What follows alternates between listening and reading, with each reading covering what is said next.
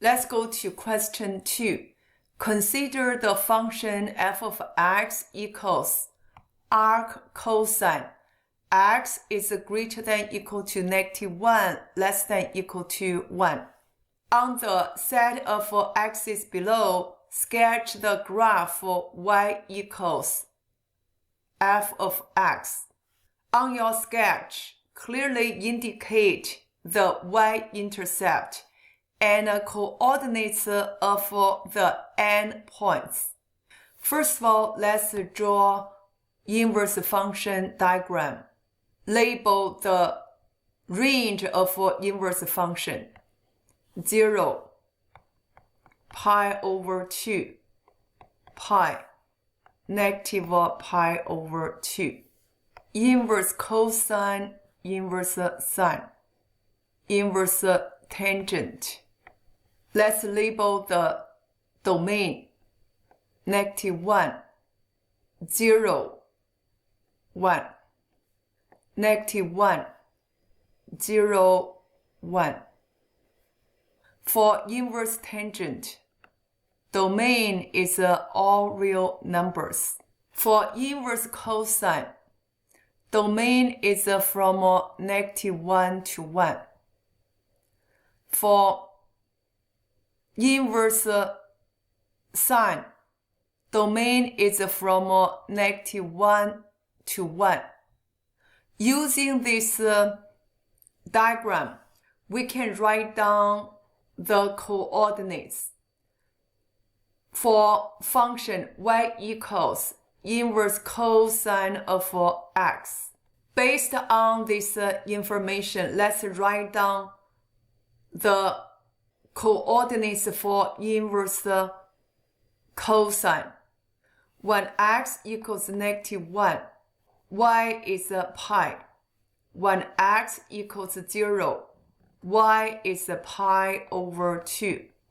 When x equals 1, y is 0.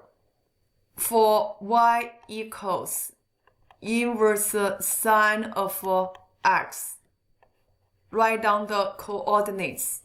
When x equals -1, y is negative pi over 2. When x equals 0, y is 0. When x equals 1, y is pi over 2.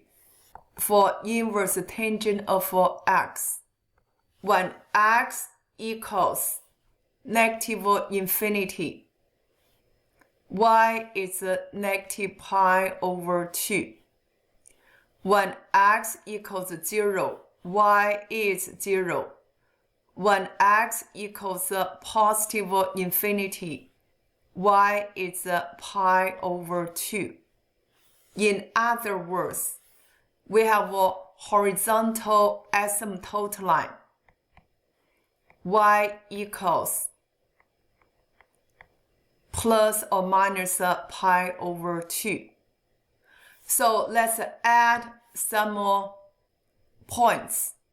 When x equals 1, y is pi over 4.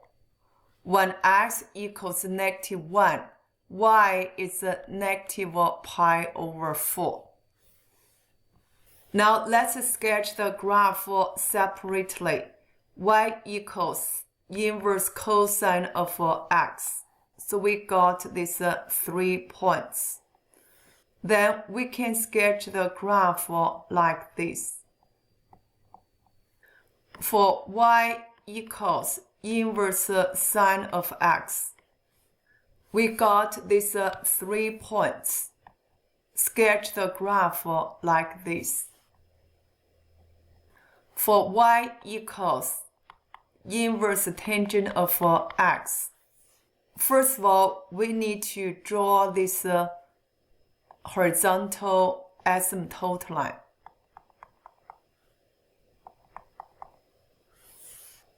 Then plot the points.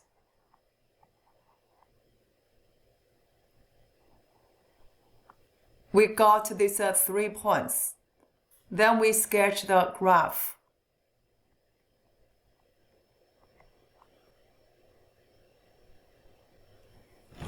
Also, from this diagram, we could see the range of inverse function is between 0 and pi. Inverse sine of x is between negative pi over 2 and pi over 2. Inverse tangent of x greater than negative pi over 2 less than pi over 2, which means y equals plus or minus pi over 2 at the horizontal asymptote line for this inverse function. Go back to question A. We can sketch this graph. Let's make a table. Negative 1, 1. Pi over 2. Plot the points. Connect these 3 points. Indicate the y-intercept and coordinates of the endpoints, which means you need to label the coordinates. Negative 1 pi, 0 pi over 2, 1, 0. Let's go to B. Solve arc cosine x plus arc cosine x squared root of 3 equals 3 pi over 2. For x is greater than or equal to negative 1 over square root of 3 less than or equal to 1 over square root 3. Whenever you see arc cosine, arc sine, or arc tangent, you need to define the variable for each inverse function. Let A be arc cosine x, B be arc cosine x square root 3. So we need to solve A plus B equals 3 pi over 2. Since A equals arc cosine x, take a cosine both sides. We got cosine A equals x. Take a cosine both sides. Cosine B equals x square root 3. Since we are solving A plus B equals 3 pi over 2, let's take a cosine both sides. Cosine A plus B equals cosine 3 pi over 2. We will use these compound angle identities to solve this equation. C minus SS. Cosine A cosine B minus sine A sine B. Cosine 3 pi over 2. Let's draw this. 3 pi over 2 CST. Cosine 3 pi over 2 is 0. We are given cosine A equals x, cosine B equals x square root of 3. We need to figure out sine A and sine B. Let's draw this coordinate plane. For cosine A equals x, which is x over 1, adjacent over hypotenuse. We do know inverse cosine is in the first and second quadrant. In the first and second quadrant, sine is always positive. So let's draw this A using the first quadrant. This is A. this is x, this is a 1. So opposite side will be square root 1 minus x squared.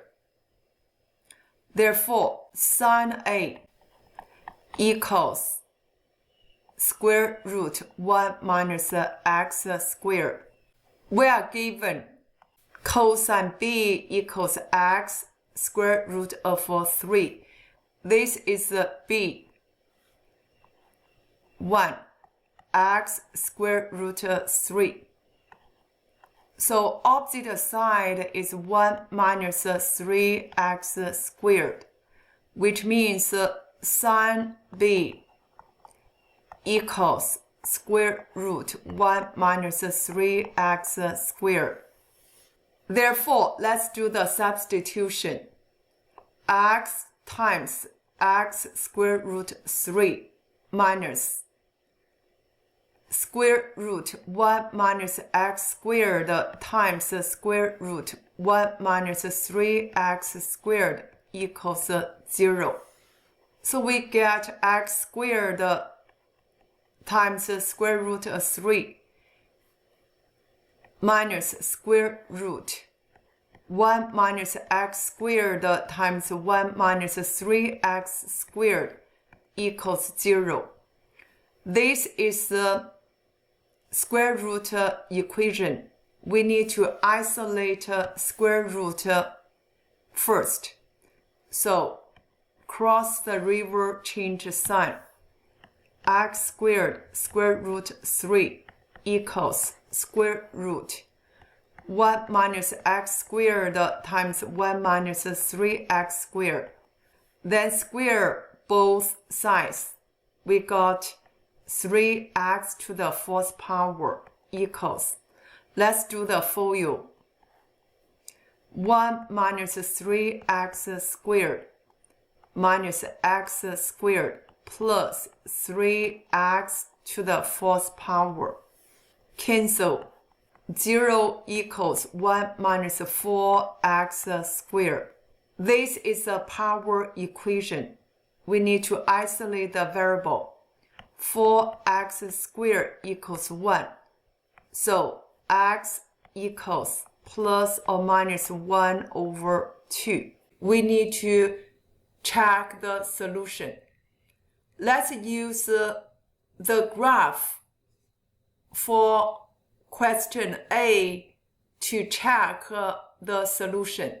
When x equals 1/2, we need to check arc cosine 1/2 plus arc cosine square root 3 over 2 equals 3 pi over 2. This is 1/2. This is square root 3 over 2. You could see from this graph, these two values less than pi over 2. So adding together cannot be 3 pi over 2. Therefore, x equals 1/2 is not the solution. Let's check second solution. X equals negative 1/2. Arc cosine negative 1/2 is here. Arc cosine negative square root 3 over 2 is here.